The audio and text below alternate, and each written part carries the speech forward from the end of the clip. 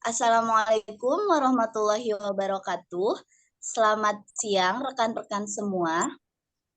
Yang terhormat dosen pengampu mata kuliah Auditing 1, Bapak Erpi Rahman SE MAK.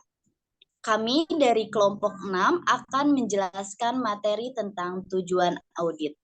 Sebelumnya, perkenalkan nama saya Delia Damayanti sebagai moderator sekaligus presentator pertama.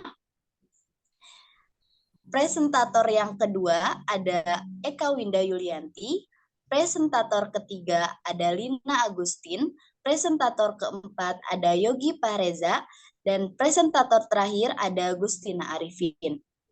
Adapun materi yang akan dijelaskan oleh kelompok 6 ini, yang pertama ada tujuan audit umum, yang kedua ada tujuan audit spesifik atau khusus, yang ketiga ada asersi manajemen, yang keempat ada tujuan audit yang berkaitan dengan transaksi, yang kelima ada tujuan audit yang berkaitan dengan saldo, dan yang terakhir ada tujuan audit yang berkaitan dengan penyajian dan pengungkapan.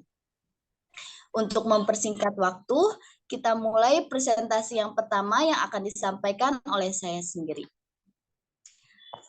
Apa yang dimaksud dengan audit? Tujuan umum audit adalah untuk menyatakan pendapat atas kewajaran dalam semua hal yang material, posisi keuangan, dan hasil usaha serta arus kas sesuai dengan prinsip akuntansi yang berlaku umum. Untuk mencapai tujuan ini, auditor perlu menghimpun bukti kompeten yang cukup. Auditor perlu mengidentifikasi bukti yang dapat dihimpun dan bagaimana cara menghimpun bukti tersebut.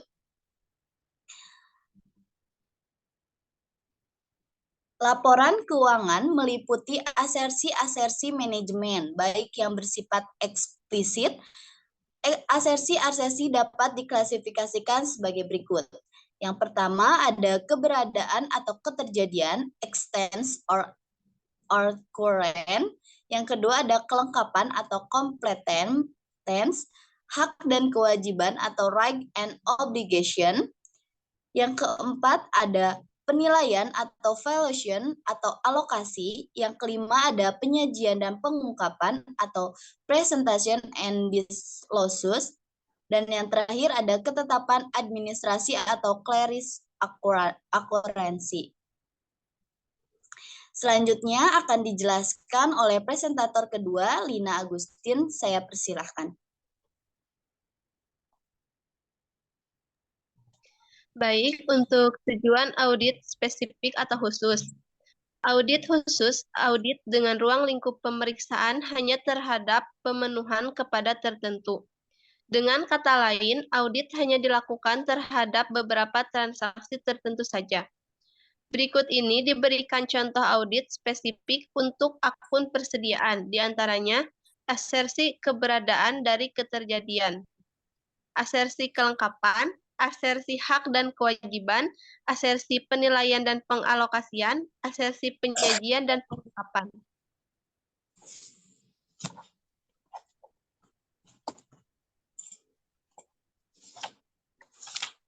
Asersi manajemen.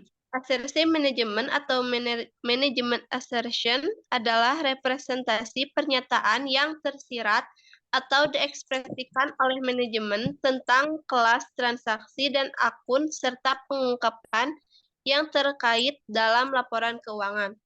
Dalam kebanyakan kasus, asersi manajemen bersifat tersirat.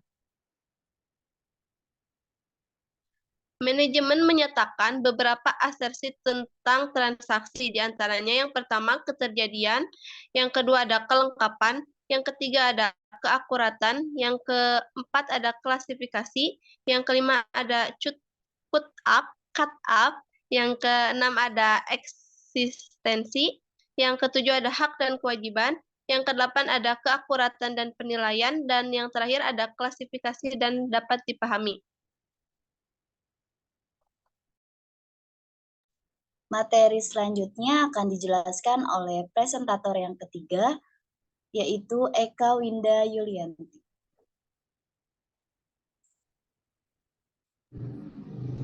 Tujuan audit yang berkaitan dengan transaksi. Tujuan audit yang berkaitan dengan transaksi mengikuti dan berhubungan erat dengan asersi manajemen. Karena tanggung jawab auditor adalah menentukan apakah asersi manajemen tentang laporan keuangan dapat dibenarkan.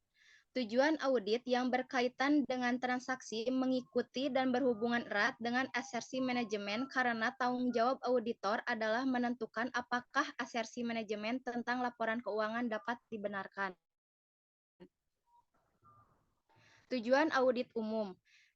Yang pertama ada keterjadian, kedua kelengkapan, ketiga keakuratan, keempat posting dan pengistisaran, kelima klasifikasi, dan yang keenam penetapan waktu. Tujuan audit khusus. Sesudah tujuan audit umum ditentukan, maka tujuan audit khusus yang berkaitan dengan transaksi untuk setiap kelas transaksi yang material dapat dikembangkan, kecuali auditor yakni bahwa tujuan audit umum yang berkaitan dengan transaksi tidak relevan atau tidak penting dalam situasi tersebut.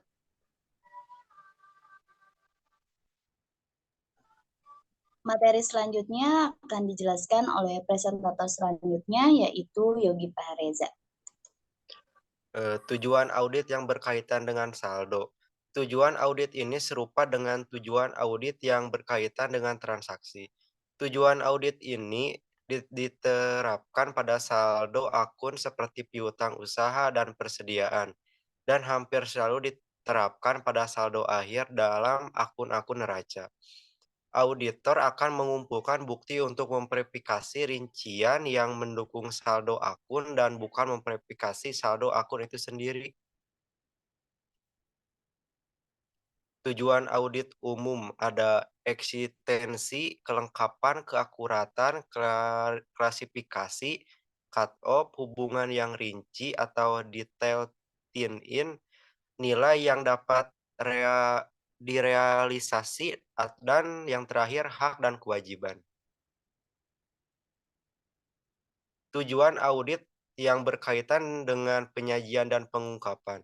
Tujuan audit ini biasanya identik dengan asersi manajemen untuk penyajian dan pengungkapan. Konsep yang diterapkan pada tujuan audit yang berkaitan dengan saldo juga berlaku untuk tujuan audit ini. Auditor harus memutuskan tujuan audit yang tepat. Hal ini dilakukan dengan cara mengikuti suatu proses audit. Jika klien merupakan sebuah perusahaan publik, auditor juga harus membuat rencana untuk memenuhi tujuan. Materi selanjutnya akan dijelaskan oleh presentator terakhir. Kepada Gustin Arifin, kami persilakan.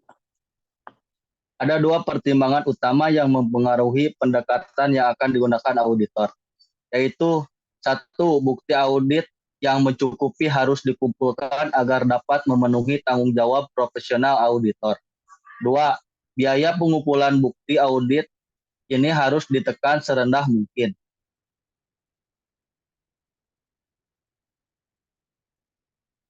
Ada fase audit laporan keuangan, yaitu merencanakan dan merancang pendekatan audit, melaksanakan pengujian pengendalian dan pengujian substantif atas transaksi, pengujian pengendalian,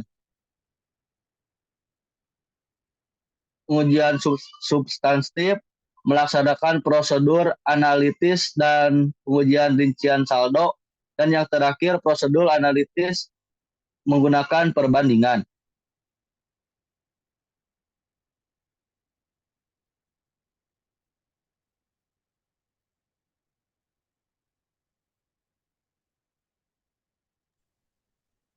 Sekian yang dapat kelompok 6 sampaikan. Mohon maaf bila ada kata-kata yang kurang berkenan. Kami akan membuka sesi tanya jawab ketika ada di kelas. Wabillahi taufiq wal hidayah. Wassalamualaikum warahmatullahi wabarakatuh.